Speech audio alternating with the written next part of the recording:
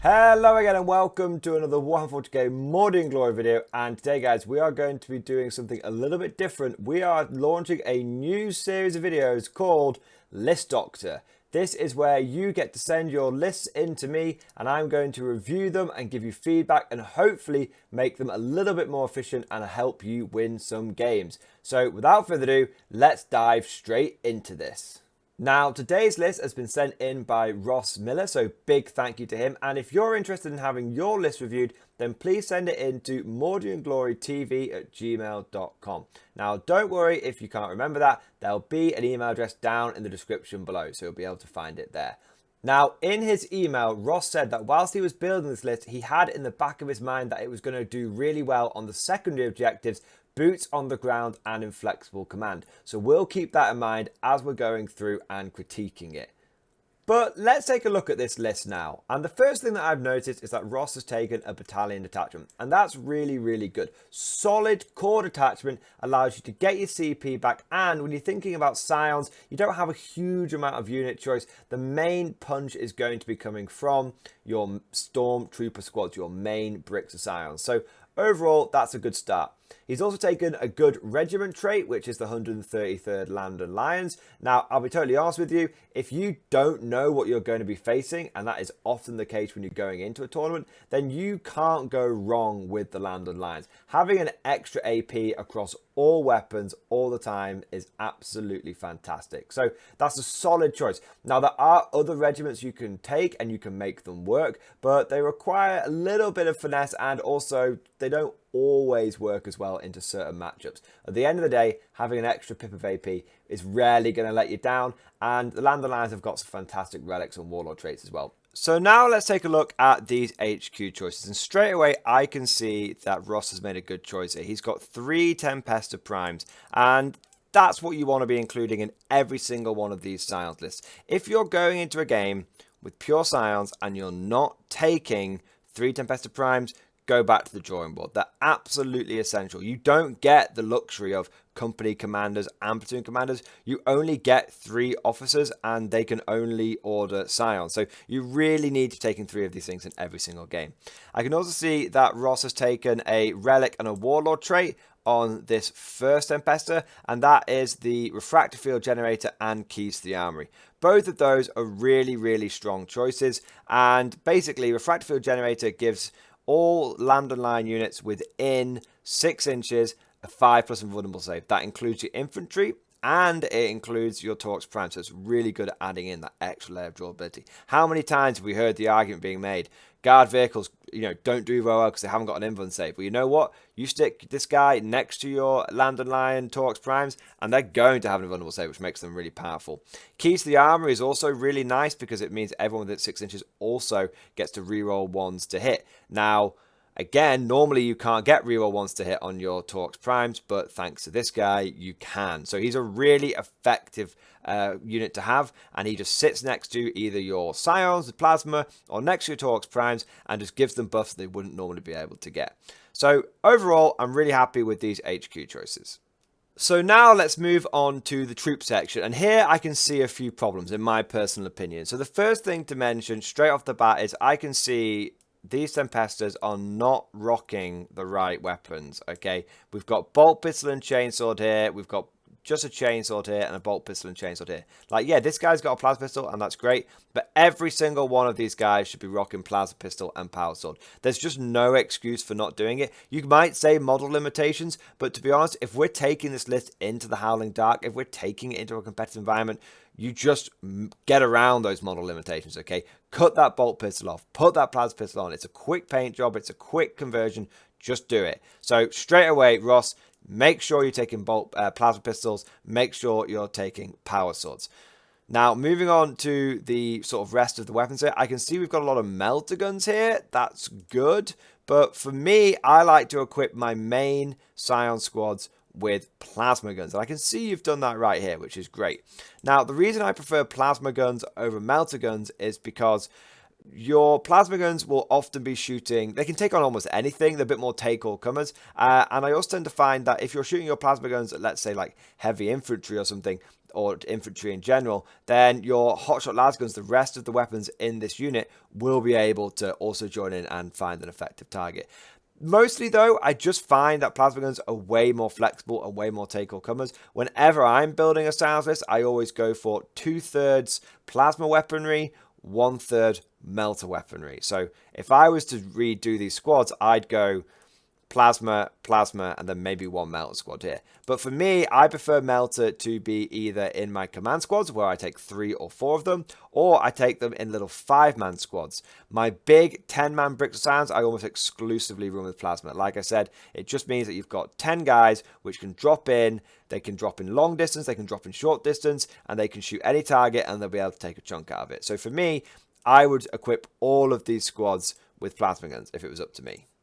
Now, looking at the second half of the troops, I'm also not super happy about this. Again, we've got some issues with the sergeant loadouts, but also, like, why are these guys not got any gear?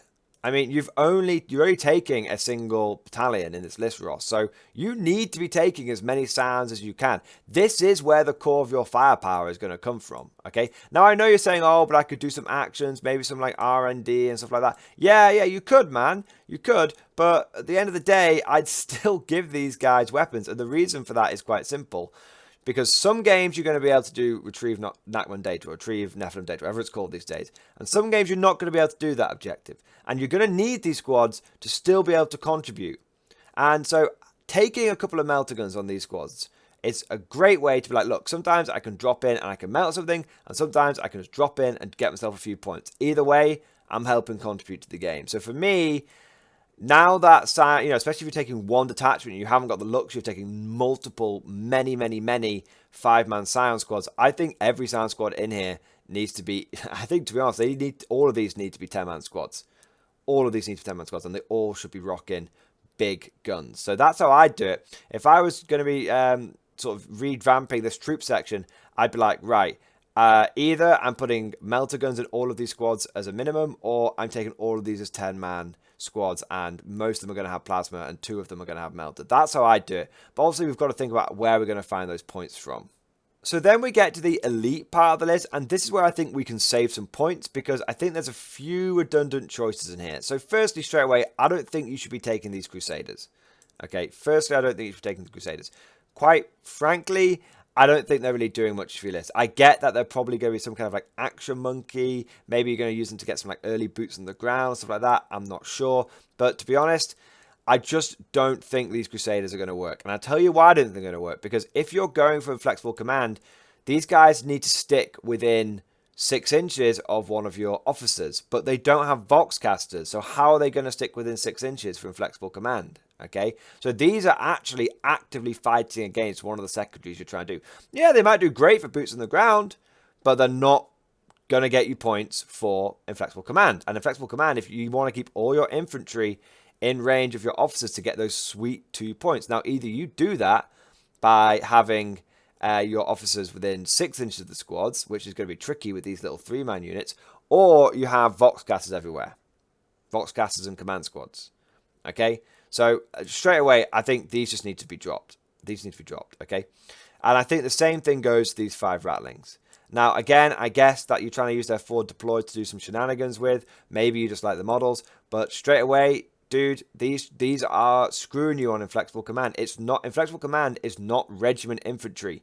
It's all infantry in your army. It's all tanks in your army, okay? So you need to drop these Ratlings. You need to drop these Crusaders. That's 150 points that you're going to find. 150 points easily equips all of these guys with melter guns that we were talking about before, okay? So straight away, drop those guys.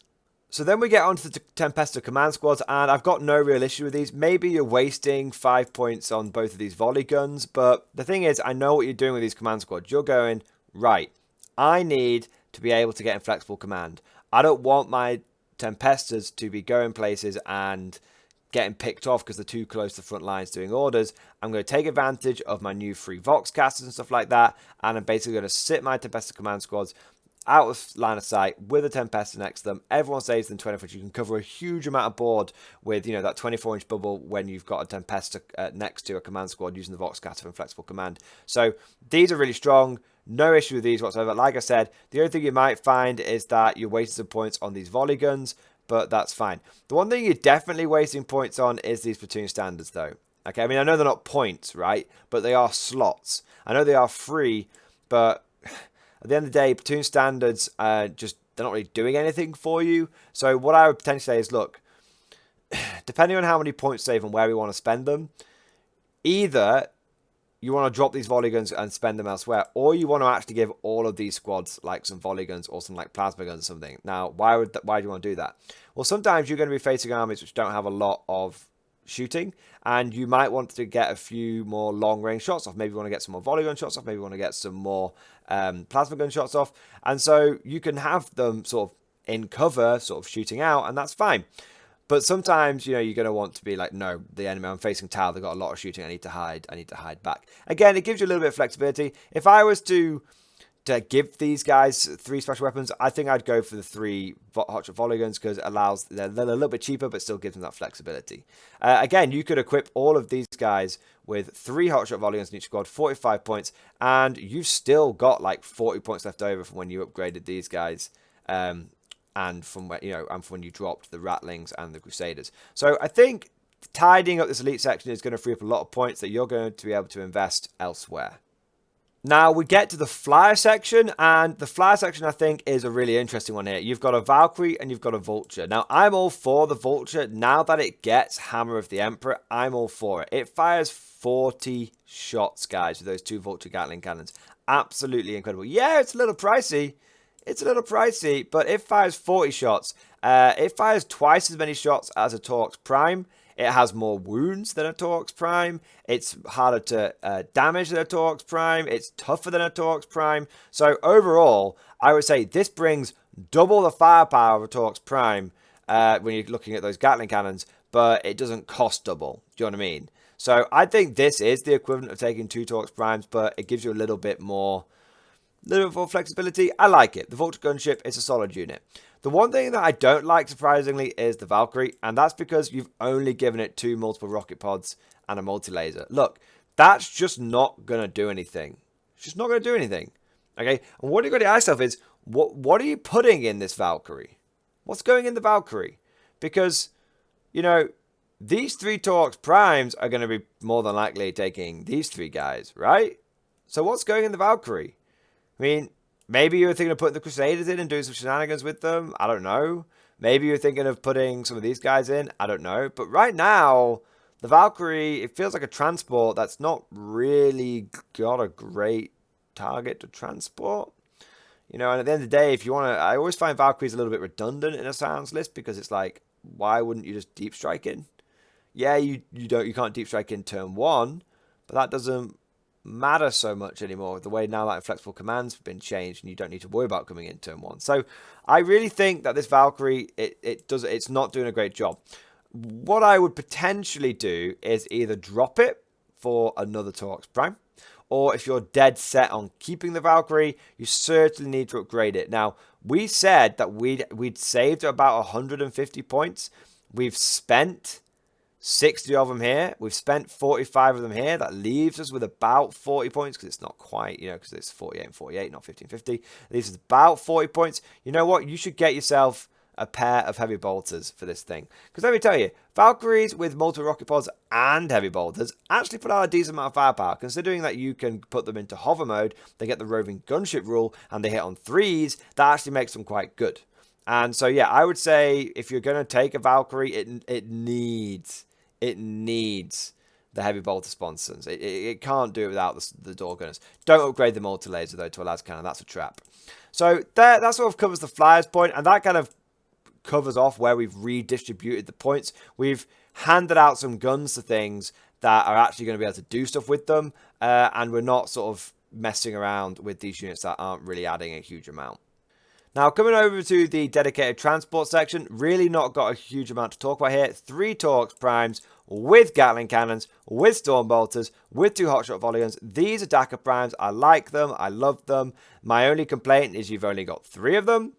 Honestly, I kind of never leave home without 5 Dakka Primes these days, but you'd have to start messing around, like dropping your Vulture, maybe even dropping your Valkyrie. So yeah, I'm kind of okay with it. You've got 5 vehicles, but really, dude, like 3 Torx Primes is the absolute bare minimum that I would even consider leaving home with in a 2,000 point game.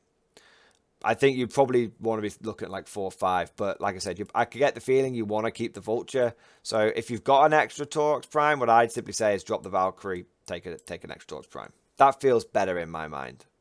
Now, last but certainly not least, we've got the Lord of War, the Stormblade. Really, really good choice for a Scion army. So I know some people are going to be surprised that I say that, but it's a really good choice. I mean, at the end of the day, it's 380 points for a super heavy, and that's really cheap. Okay, now, yeah, the Stormblade Plasma Blast Gun, it does an alright amount of damage, you know, and it only comes with like 2 lance cannons and 2 heavy bolters, and yeah, you know, it's an extra heavy bolter. Say it's alright, but the thing is with the Stormblade, what it brings to the Scions is something they don't actually have, which is A, just brick-like durability, and B, a distraction card effects. You see, a lot of the time with Scions, they have to go in, they have to hit hard, you have to load all your squads up with special weapons, and they just get cleared away. And there was no really distraction to keep them around. The great thing about having a Stormblade is that it doesn't massively break the bank in terms of points, but your opponent can't leave a super heavy around for like 3 or 4 turns. It's going to start really messing him up. So a Stormblade is a really affordable distraction card effect that works really well with your Scion 4. So this is a strong choice to take. But that about covers it. So just to summarize what we've talked about, what changes that I would make, okay? I think that these should all be plasma squads, realistically. I think you should drop these Crusaders and drop these Ratlings, upgrade these guys to little 5-man suicide melter squads. I think that if you're going to keep the Valkyrie, you need to give it some multiple rocket pods and heavy bolters. I think these command squads could probably do with some weapons that gives them a bit of tactical flexibility. I wouldn't bother with the 2 standard. It's not really giving anything to you. And if really, I'd certainly consider dropping the Valkyrie and taking a Torx Prime, an extra Torx Prime. That's really what I would do overall. So not major changes, but just look at, you know, you're going into this game at the moment, in my mind, you're going into a 2,000 point game with 1850 points because these 3 units just aren't going to do anything for you. Okay, so hopefully you enjoyed this. Hopefully you found this helpful, Ross. Like I said at the beginning of the video, if you want your list to be reviewed, then please send it in to mordianglorytv@gmail.com. Another thing to mention is that I actually do a lot of live streams at the moment, and in those live streams, pretty much every single time, we have a little segment for doing like list reviews and that kind of stuff. So either send your lists in, or if you want to get it covered on the live stream and get some live feedback, you don't want to wait for me to, you know, get back to you and make a video about it, then please consider joining one of the live streams. Like I said, we do lots of list reviewing in there. Anyway, hope you enjoyed today's video. Massive thank you to everyone that's watched it. If you have enjoyed it, give it a like and subscribe and all that kind of good stuff. Put your feedback down in the comment section below. If you've got any list related questions, put it down in the comment section below. I'll do my best to get back to you. And if you've really enjoyed it, please consider becoming a channel member or Patreon supporter. And of course, a massive thank you to all my channel members, all of my Patreons, and especially to all of my top tier Patrons, all of the War Masters. You guys are absolutely epic. But we'll leave that video there. Hope you enjoyed it. Thank you for watching, and as always, I'll see you guys next time.